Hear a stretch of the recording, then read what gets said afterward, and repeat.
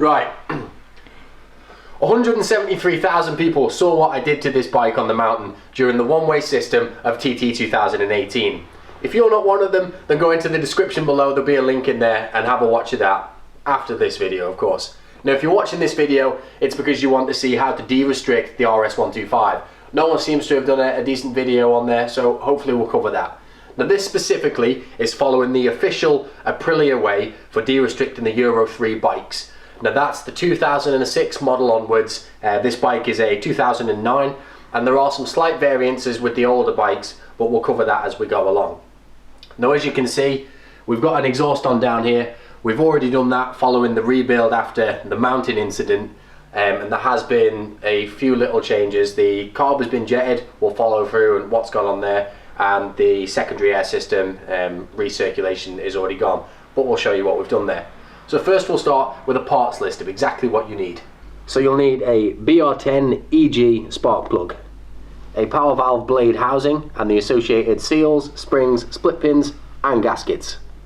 You'll also need a solenoid to drive it and a bracket to mount it on, and of course the Powervalve blade itself. These two are linked with a Powervalve cable. Now in the carb you'll need a few jets and an exhaust. A parts list I will put on the screen now, so feel free to pause it.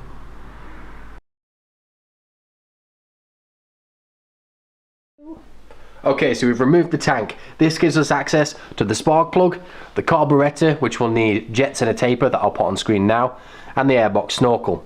We've also removed the seat and the pillion seat to get access to the main control unit, which also needs a little bit of a modification. Now this is the simplest and yet the scariest modification. We've got to drill the control unit here. Now fortunately, Aprilia left a little gap, so we'll just follow down here and poke a hole right the way through.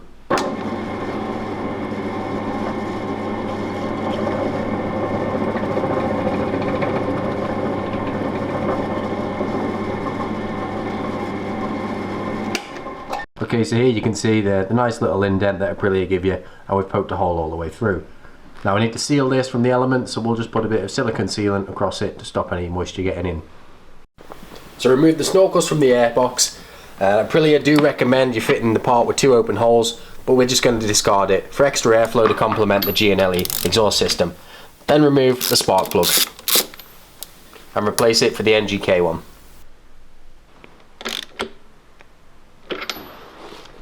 Okay, so we're going to remove the battery and the coolant reservoir so we can get access down to where the power valve will be. You might have to drop a bit of coolant out just to stop making a mess. Just suck it out the top and drop it down so we can get this out of the way. Remove the negative terminal first to avoid any arcing if your tools touch the frame, and pull it all out. An Allen key to just move the reservoir out of the way should give you space to get the battery out. The left side of the reservoir is then held on with this little clip in the battery tray. So we'll get that out of the way so we've got some access, and we'll remove the battery tray just to give us a little bit more space. Okay, so as you can see here in stock setup, we have this plate. This is where our power valve housing is going to bolt on. In standard form they're blanked and set to a compromised state. So we'll pull off these 2 outer bolts.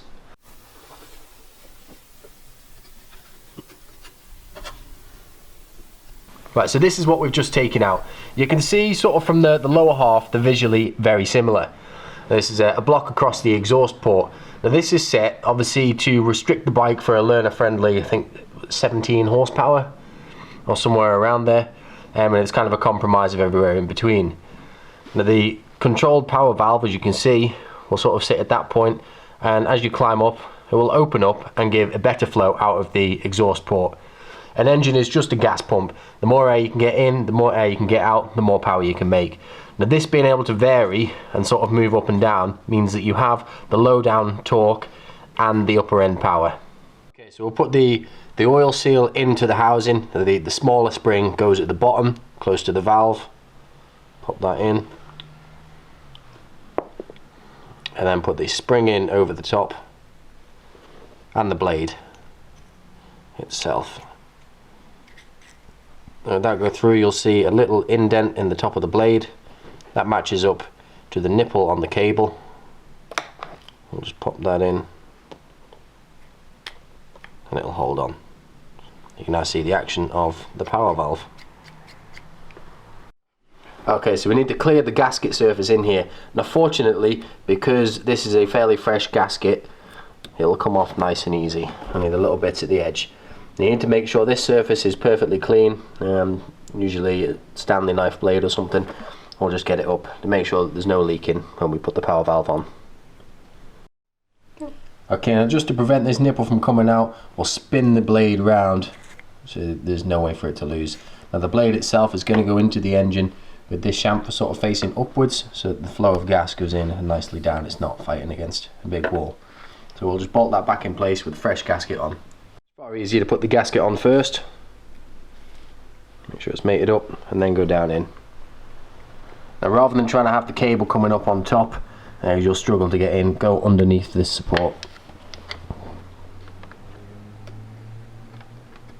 If I can get it in the hole, there we go.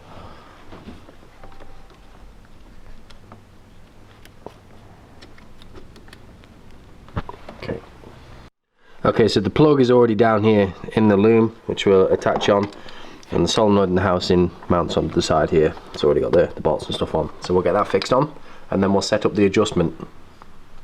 Yeah, just to show it a little easier before we mount it, the cable comes through the little bracket, a bolt on the other side. This is how we'll adjust it in a moment. And then this little eyelet here will match up with the one on the solenoid, and we'll pop a split pin through.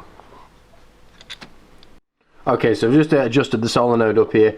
Aprilia's wording is awful, so I've basically got it to the point that when the solenoid is fully back and home, there's pretty much no play in that valve, so I know that when it's back it is open as far as it can be without sort of going past the point so it's trying to stretch the cable. And when it's forward, there's still a little bit of play there, so we know that when this is off and it's closed, the valve is definitely closed.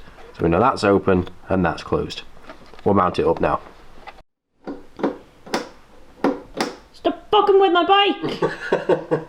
Okay, so that's it. You've got full power in your RS125. Just a case of firing it up and realising that after 4 months in the garage, your battery's dead.